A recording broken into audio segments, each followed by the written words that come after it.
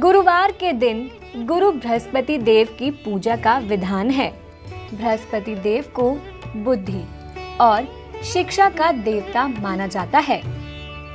गुरुवार को बृहस्पति देव की पूजा करने से धन, विद्या, पुत्र तथा मनोवांछित फल की प्राप्ति होती है। परिवार में सुख तथा शांति रहती है। यह व्रत जल्दी विवाह करने के लिए भी रखा जाता है। अग्नि पुराण के अनुसार अनुराधा नक्षत्र युक्त गुरुवार से आरंभ करके 7 गुरुवार तक व्रत करने से बृहस्पति ग्रह की हर पीड़ा से मुक्ति मिलती है। लेकिन किसी भी व्रत के पूजन करते समय यह ध्यान रखना चाहिए कि पूजा विधि विधान के अनुसार ही हो। गुरुवार व्रत की पूजा विधि इस प्रकार है। व्रत वाले दिन प्रातः काल उठकर स्नान आदि से निवृत्त होकर पीले वस्त्र धारण करें एवं बृहस्पति देव का पूजन करें और उन्हें पीली वस्तुएं, पीले फूल, चने की दाल, पीली मिठाई, पीले चावल आदि का भोग लगाएं। इस व्रत में केले के पेड़ की पूजा की जाती है।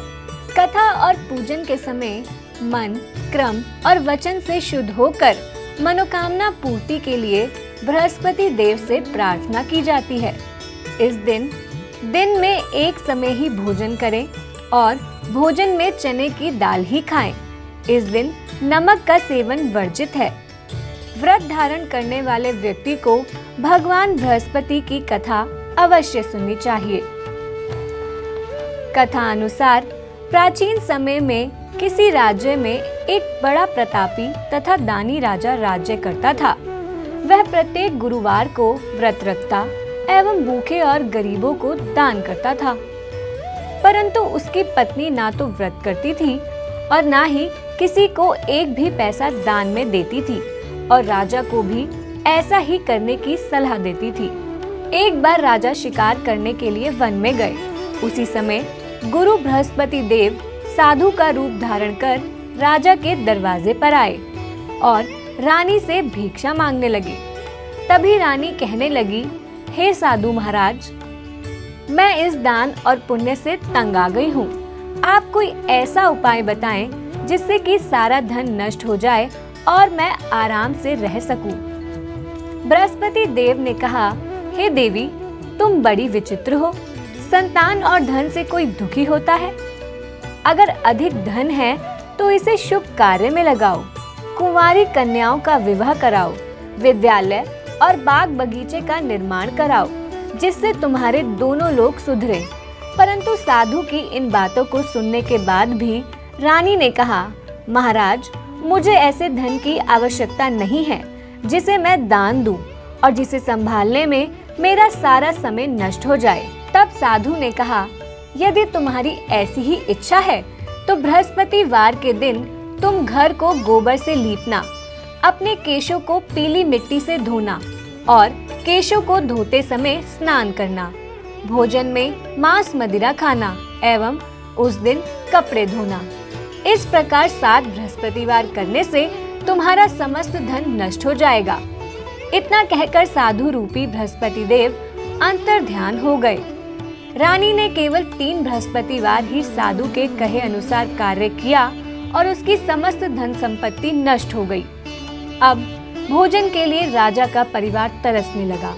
एक दिन राजा रानी से बोला, हे रानी, यहाँ पर सभी लोग मुझे जानते हैं, इसलिए मैं यहाँ कोई छोटा कार्य नहीं कर सकता। ऐसा कहकर राजा विदेश चला गया। वहाँ वह जंगल से लकड़ी काट कर लाता और शहर में बेचा करता। इधर राजा के परदेश जाते ही रानी और दासी दुखी रहने लगी। एक बार जब रानी और दासी को 7 दिन तक बिना भोजन के रहना पड़ा तो रानी ने अपनी दासी से कहा, हे दासी, पास ही के नगर में मेरी धनवान बहन रहती है, तो उसके पास जा और कुछ ले आ। दासी रानी की बहन के पास गई। उस दिन बृहस्पतिवार का दिन ही था और रानी की बहन बृहस्पतिवार व्रत की कथा सुन रही थी। दासी ने उसे अपनी रानी का संदेश दिया, लेकिन रानी की बड़ी बहन ने कोई उत्तर नहीं दिया। जब दासी को रानी की बहन से कोई उत्तर नहीं मिला तो उसने वापस आकर रानी को सारी बात बता दी। यह सुनकर रानी ने अपने भाग्य को कोसा। उधर रानी की बहन कथा सुनकर और पूजन समाप्त कर अपनी बहन के घर आई और कहने लगी, हे बहन, मैं बृहस्पतिवार का व्रत कर रही थी। तुम्हारी दासी मेरे घर आई थी, परंतु जब तक कथा होती है तब तक ना तो उठते हैं और ना ही बोलते हैं, इसलिए मैं नहीं बोली। जब रानी ने अपनी बड़ी बहन को सारी बात विस्तार पूर्वक बताई, तब उसकी बहन ने रानी से कहा, भगवान बृहस्पति देव सबकी मनोकामना को पूर्ण करते हैं। देखो, शायद तुम्हारे घर में अनाज रखा हो। उसने अपनी दासी को अंदर भेजा तो उसे सचमुच अनाज से भरा एक घड़ा मिल गया। यह देखकर दासी रानी से कहने लगी, हे रानी, जब हमको भोजन नहीं मिलता तो हम व्रत ही तो करते हैं, इसलिए क्यों ना इनसे व्रत और कथा की विधि पूछ ली जाए। तब रानी की बहन बताती है, बृहस्पतिवार के व्रत में चने की दाल और मुनक्का से विष्णु भगवान का केले की जड़ में पूजन करें तथा दीपक जलाएं। व्रत कथा सुने और पीला भोजन ही करें, इससे बृहस्पति देव प्रसन्न होते हैं। 7वें रोज बाद जब गुरुवार आया तो रानी और दासी ने निश्चय अनुसार व्रत रखा। घुड़साल में जाकर चना और गुड़ बीन लाई और फिर उसकी दाल से केले की जड़ तथा विष्णु भगवान का पूजन किया। अब पीला भोजन कहाँ से आए, इस बात को लेकर दोनों बहुत दुखी थे, क्योंकि उन्होंने व्रत रखा था, इसलिए गुरुदेव उन पर प्रसन्न थे। इसलिए वह एक साधारण व्यक्ति का रूप धारण कर 2 थालों में सुंदर पीला भोजन दासी को दे गए। भोजन पाकर दासी प्रसन्न हुई और फिर रानी के साथ मिलकर भोजन ग्रहण किया। उसके बाद वे सभी गुरुवार को व्रत और पूजन करने लगी।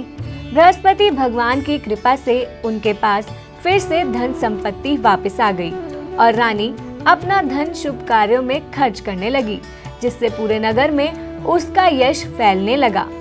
बृहस्पति देव की जो भी सद्भावना पूर्वक व्रत करता है एवं व्रत कथा पढ़ता या सुनता है, साथ ही दूसरों को सुनाता है, बृहस्पति देव उनकी सभी मनोकामनाएं पूर्ण करते हैं। आप हमारे संत वाणी चैनल को सब्सक्राइब करें, वीडियो को लाइक करें, शेयर करें और हाँ, बेल आइकन पर क्लिक करना बिल्कुल ना भूलें, ताकि हमारी किसी भी वीडियो की सूचना सबसे पहले आपको मिले।